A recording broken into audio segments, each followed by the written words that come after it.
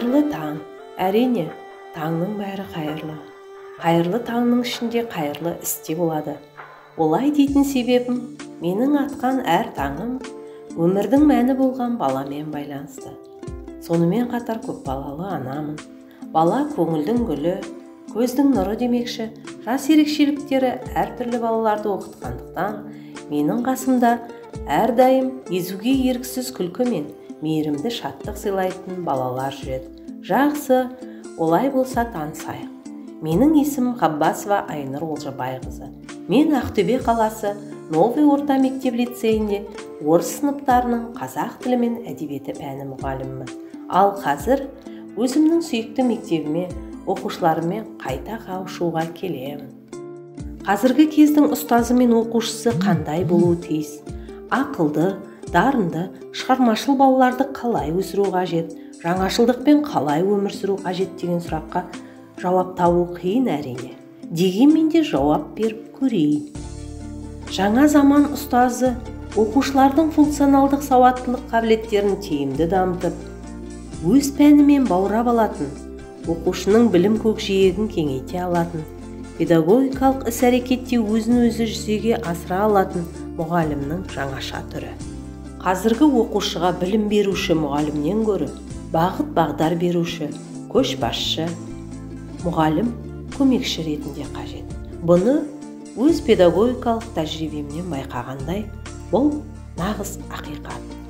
Осы сөздерімді толықтыру үшін сөз өнерінің негізін қалаған академик, жазушы Зейнолла Қабдоловтың қанатты сөзін оқитын болсам, ұстаздық ету уақыт ұту емес, өзгенің бақытын аялау, өзіңнің уақытыңды аямау. Бірақ бұған өкінбеу керек. Жер үстінде адам тәрбиелеуден асқан абыройлы іс, ардақты жұмысшы.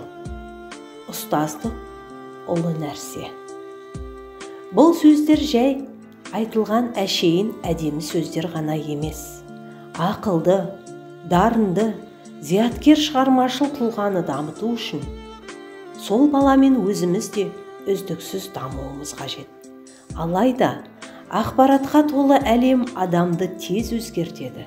Сондықтан да ұстаз жан-жақты, әлеуметтік кәсіби белсенді, ақпараттық коммуникативтік технологияларды жетік меңгерген, оқытудың жаңа әдіс-тәсілдерін шебер әрі тиімді қолдануы қажет.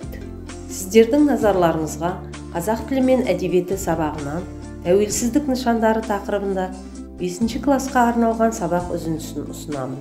Білімленд ресурстарын қолдана отырып, оқушылар тақырыпты меңгереді. Алдымен сабағымды бастамас бұрын ой шақыру мақсатында балаларға жағымды көңіл күй сыйлау үшін, оқушылардың патриоттық сезімін ояту мақсатында сабағымды әнұранмен бастаймын. Сабақты өмірмен байланыстыра отырып, мектеп қабырғаларындағы тәуелсіз еліміздің мемлекеттік рәміздерімен таныстырып қана қоймай, маңызы туралы, авторлары туралы айта кетемін. Оқушылар білімлендтегі бейнематериалдар мен жаңа сөздерді қайталау арқылы тақырыпқа сай бірнеше тапсырмалар жиынтығын орындайды. АКТ-ны қолдана отырып, тақтадан тест сұрақтарына әр балаға берілген парақшаларды ұялы телефонмен сабақты бекіту мақсатында осы тәсілді қолданамын.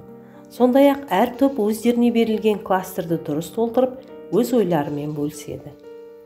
Сабақты қорытындылау бойынша оқушылар білімлендтегі тапсырмаларды қалай орындағандарын білу үшін пайыздық көрсеткіштерін тексеремін. Балаларға білімлендтегі тапсырмаларды орындау өте қызық және сын тұрғысынан ойлауға үлкен көмегін тигізеді. Рәміздерді авторлармен сәйкестендіру арқылы айтылым тапсырмалары бойынша диалогты оқып, дұрыс жауаптарын белгілейді.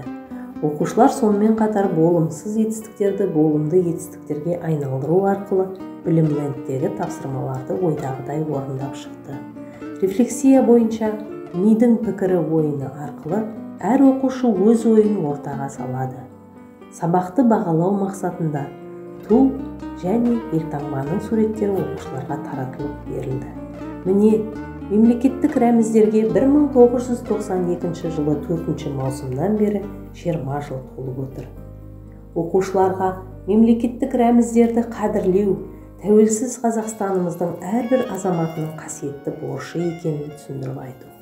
Мемлекеттік рәміздерді құрметтеу елді, халықты, тарихты, әдет-ғұрыпты, салт-дәстүрді қастерлеу болып табылады. Алдағы уақытта тәуелсіз еліміздің шаңырағынан күн сәулесі тарап, кең даласы нанға толып, тілінің мәртебесі биік болып, көк туымыз желбірей берсін. Тыңдағандарыңызға көп рахмет.